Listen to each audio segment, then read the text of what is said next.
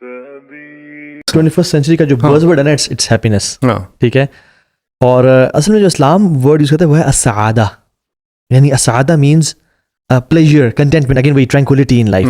इस्लाम हमेशा फोकस करता है सआदा की तरफ जाने के, और हैप्पीनेस वही डोपामिन रिलीजेस को हैप्पीनेस कहते हैं, और प्लेजर और ये उनसे लिंक्ड है। हाँ, और तो इसमें ना मैंने खैर बहुत डिटेल उनको आंसर किया, लेकिन मैं समझता हूँ कि इसमें एग्जांपल बड़ी पर्टिनेंट है। वो ये कि एक बंदे को पेट की इन्फेक्शन है फॉर एग्जांपल, और उससे वो बुखार में तड़प रहा है, लेकिन वो 2 गोलियां पैराडोल ही लेता है।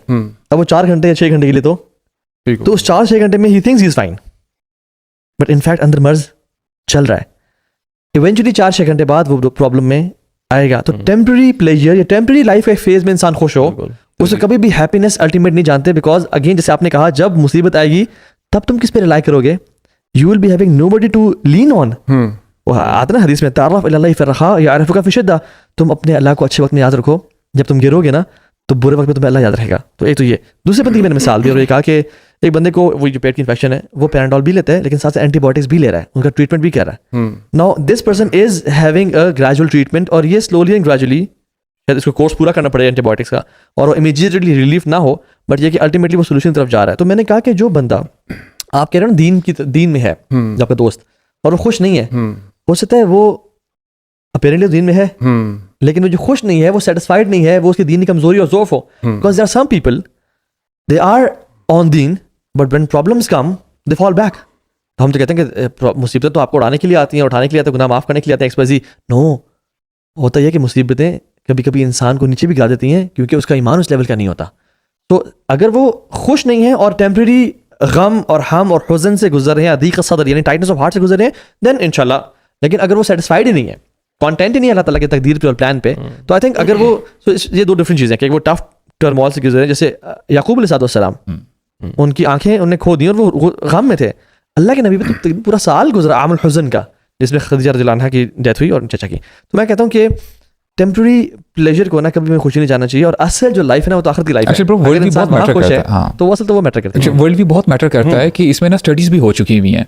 तकरीबन 130 ममालिक थे, इसमें थर्ड वर्ल्ड कंट्रीज भी हैं और बाकी जो फर्स्ट वर्ल्ड कंट्रीज हैं जो कि इंफ्रास्ट्रक्चर वाइज, टेक्नोलॉजिकल वाइज बहुत आगे हैं।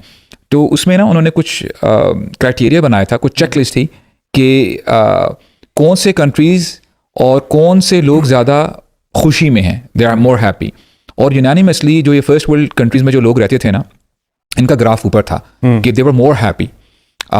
और द सेम स्टडी सजेस्ट कि इन्हीं ममालिक में सुसाइड रेट्स भी ज़्यादा हैं, डिप्रेशन भी ज़्यादा हैं, राइट। और ये जाहिर सी बात है, ये किसी मुसलमान की स्टडी नहीं है, ये उन्होंने ये स्टडी की है।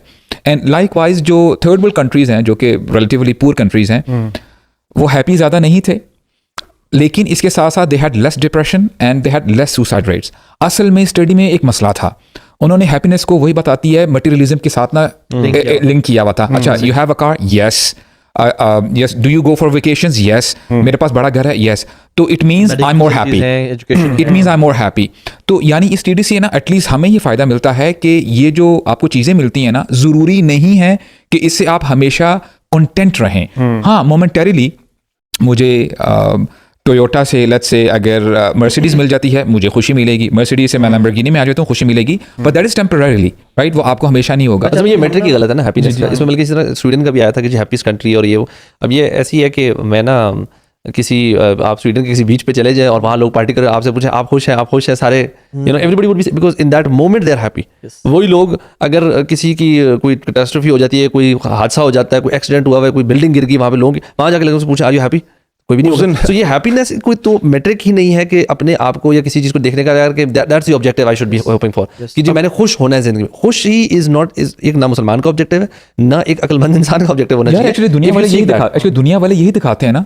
अब आपने जो वो उस दिन मिसाल दी थी गरीबों, आई मीन ये ना ये बंदे को ना जरा पिंच करती हैं चीज़ें कि अच्छा, अगर जिसके पास ज़्यादा माल है, ज़्यादा यानी हर चीज़ें उसके पास अगर ज़्यादा हैं इन टर्म्स ऑफ मटीरियलिज्म, तो वो यार ब्रो हकीकत भी असल में ये है कि इंसान ये जो खुशियाँ हैं ना, जो खुशी भी कह रहा है, सिमिलर एक्ट अगर आप 5 साल पहले करते हो आपको बहुत खुशी मिलती है, और सिमिलर आप 5 साल बाद करते हो, you keep on doing it, बेजारी हिट कर जाते हो। जिम कैरी ने भी कहा था ना कि everybody should get rich and famous just to know that this is not the answer. बिल्कुल ऐसे ही। और एक और नोटोरियस एडिक्शंस का एक्चुअली यही तो है, दिस हाउ एडिक्शंस आर ना, कि आपका टॉलरेंस लेवल चेंज बढ़ता जा रहा है। सो यू आपने पहले थोड़ा सा इतना सा नशा किया किसी चीज़ का भी, सो डोपामिन का आपका रिलीज सर्टन अमाउंट है, now you need more of the same thing to hit the same level of player. तो वो जब एक जो बंदा उसको ज्यादा प्लेयर सीकिंग में घुसता है वो एवेंचुअली उस फॉर्म की उस चीज के एडिक्शन में चला जाता है। Now it is not link to player anymore. अब ये कंपल्सिव आपका एक वो इशू बन गया, डिसऑर्डर बन गया कि now you do it threshold, आप you got to the point now that you are addicted and you can't help it, you have to do it just to अपनी बॉडी की वो जो पेन और तंगियां हो रही है ना उसको दूर करने के लिए अब आप वो कुछ चीज़ ले रहे होते हो। तो ये लाइफ में जितनी भी ये जो दुनियावी चीज़ें हैं ना